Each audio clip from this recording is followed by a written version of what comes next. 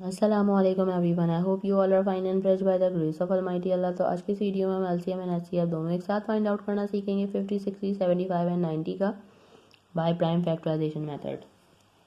इस मेथड में हम क्या करते हैं कि सबसे पहले तमाम वैल्यूज़ के अलग अलग प्राइम फैक्टर्स फाइंड आउट करते हैं। तो चलें हम सबसे पहले प्राइम फैक्टर्स फाइंड आउट करना स्टार्ट करते हैं। जो हमारे पास वैल्यूज़ हैं उनमें 50, 60, 75 एंड 90।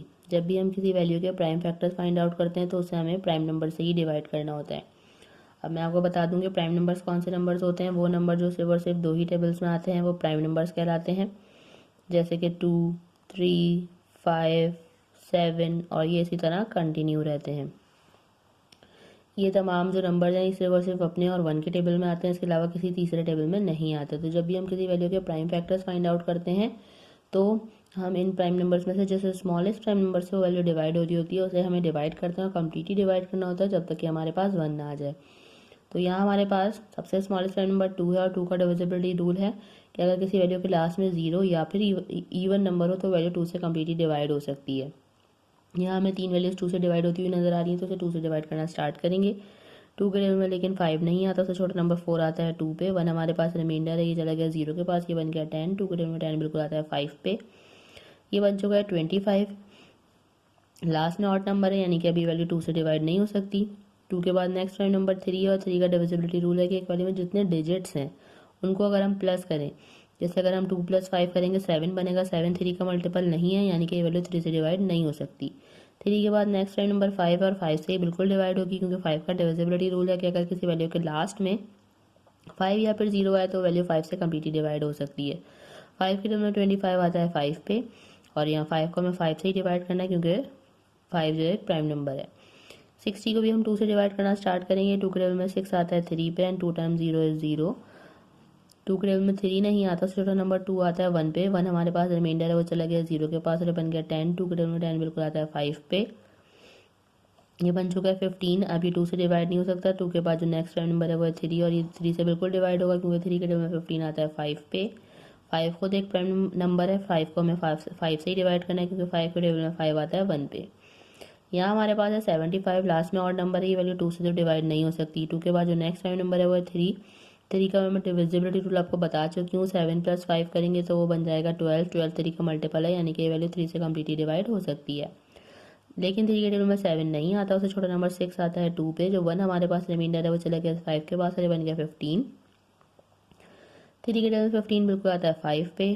25 को अब हमें 5 से ही डिवाइड करना है। 5 के टेबल में 25 आता है 5 पे और 5 के टेबल में 5 आता है 1 पे। 90 है हमारे पास, लास्ट में 0 है इसलिए 2 से डिवाइड करेंगे। 2 के टेबल में 9 नहीं आता, तो छोटा नंबर 8 आता है 4 पे।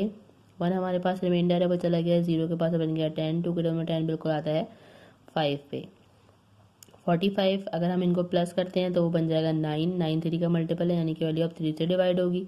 लेकिन 3 के टेबल में 4 नहीं आता, तो छोटा नंबर 3 आता है 1 पे। जो 1 हमारे पास रिमाइंडर है वो चला गया 5 के पास और बन गया 15। 3 के टेबल में 15 बिल्कुल आता है 5 पे। 3 के टेबल में 15 भी बिल्कुल आता है 5 पे और 5 के टेबल में 5 आता है 1 पे। यहाँ हम इन चारों वैल्यूज़ के प्राइम फैक्टर्स फाइंड आउट कर चुके हैं। अब इनको हम सबसे पहले तमाम प्राइम फैक्टर्स को इस तरह लिखेंगे। 50 के हमारे पास प्राइम फैक्टर्स आए हैं 2 × 5 × 5। 60 के प्राइम फैक्टर्स आए हैं हमारे पास 2 × 2 × 3 एंड × 5।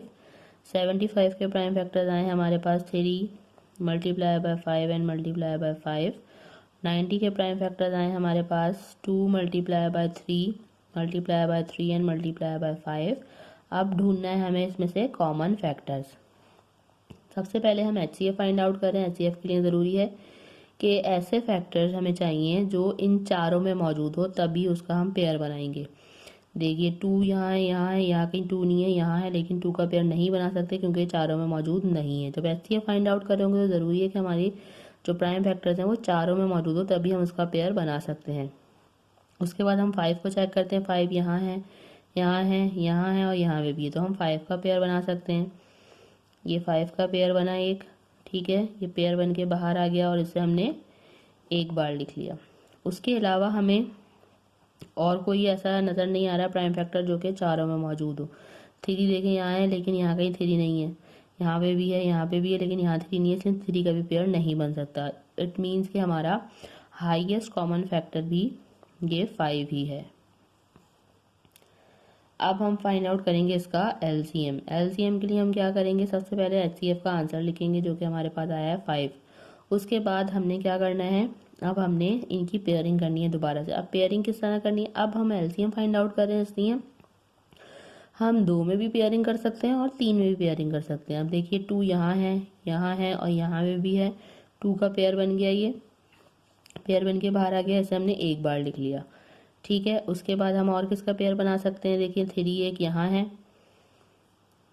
है और यहाँ पे भी है। ठीक है, तो 3 का भी पेयर बन गया, पेयर बन के बाहर आ गया, ऐसे भी हमने यहाँ एक बार लिख लिया। उसके अलावा अब हमारे पास यहाँ 2 है, यहाँ कहीं और 2 नहीं है, सिर्फ 2 रह गया है। यहाँ पे हमारे पास सिर्फ एक 5 रह गया और यहाँ हमारे पास सिर्फ 3 रह गया है। ठीक है, बल्कि हमारे पास यहाँ पे भी 5 है और यहाँ पे भी 5 है, तो 5 का हम 2 में भी पेयर बना सकते हैं। ठीक है, ये पेयर बन के बाहर आ गया, ऐसे भी हमने यहाँ एक बार लिख लिया। उसके अलावा अब यहाँ हमारे पास सिर्फ और सिर्फ 3 रह गया है और यहाँ हमारे पास सिर्फ 2 रह गया है, तो जिनका पेयर नहीं बना उनको भी हमने यहाँ ऐसे लिख लेना है, क्योंकि उन्हें भी हमें मल्टीप्लाई करना है। अब इन सबको हम कर देंगे multiply. 5 time 2 is 10, 10 time 3 is 30, 30 time 5 is 150, 150 time 2 is 300 and 300 को मल्टीप्लाई करना है हमें 3 से, तो हमारे पास आंसर आ जाएगा यहाँ 900। मीन्स हमारा लीस्ट कॉमन मल्टीपल यानी कि एलसीएम आ चुका है जो कि है 900।